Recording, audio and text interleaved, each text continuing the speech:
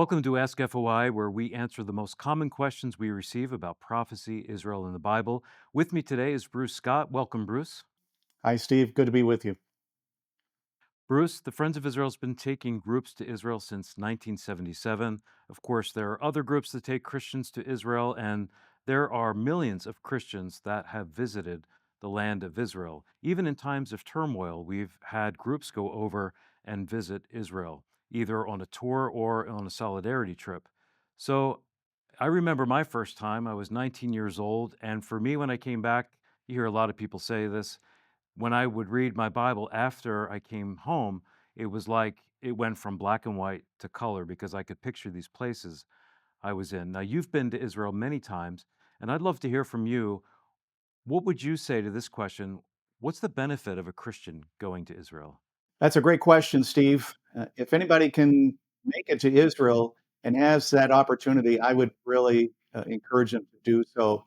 One of the benefits of going to Israel is it enhances your Bible reading. You know, you were saying that it's like seeing a black and white photo and then seeing it in color. Another illustration is like going to a movie and watching it in 2D, but then putting on 3D glasses and watching it that way. It really enhances your Bible reading because it uh, really gives you a new perspective, an accurate perspective of geographically the state of Israel. And when you read about the land of Israel in the Bible, first of all, you realize that this is a very small country. The distances between places is very short, but it's also a an amazingly varied uh, country in its topography. So you have a coastline, a beautiful coastline along the Mediterranean Sea. You go up to the north, you have these lush farmlands in the Galilee area. There is a mountain ridge, a spine going right down the center of the country, the Judean hills. You also have a snow-capped mountain up in the far north, Mount Hermon. You also have the lowest spot on Earth at the Dead Sea. So it's just an amazing little country with such a variety of topography. You also have a desert in the south, in the Negev. So if you want a variety of places to go, you can go to Israel and have that difference in topography. But there's also a perspective, a new perspective that you get historically, an accurate perspective historically. As you're reading your Bible, you can read about different characters and such.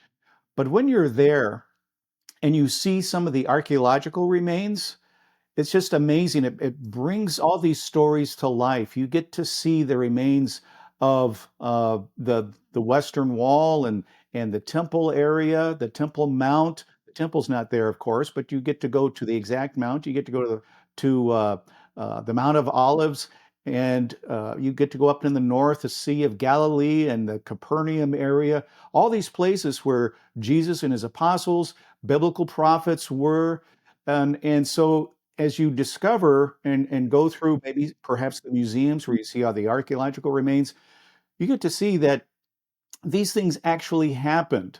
I have a little collection myself of ancient artifacts that I've purchased while I've been there from a licensed antiquities dealer, a good friend of mine. And to have those in my hand and also to share them, I've shared them with children. Hold this coin. This is actually a coin that's 2,000 years old. Somebody living at that time touched this coin and so forth. It just brings it to life. So going there and seeing these actual places, it gives you a good perspective historically. Archaeology doesn't prove the Bible, it just really confirms the Bible. Another reason to go to Israel is not just because it enhances your Bible reading, but because it enhances your understanding of modern Israel. Uh, if you go to Israel and you get to interact with Israelis, you begin to understand that Israel's not just a living museum. There are people who live there, who are trying to survive there, and you get to understand their their communities and why Am Israel Chai, the people of Israel live. That Hebraic saying is so important to them, and how they strive for peace. So it gives you a better understanding of modern state of Israel as well.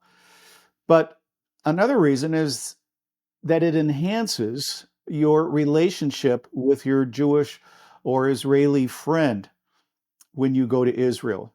Um, by going to Israel, you're showing them you support Israel. You are going there to show that you're traveling thousands of miles, you're spending a good amount of money to go on these trips, and you're going there not just to benefit yourself, but to show I'm in solidarity with you. I stand by you.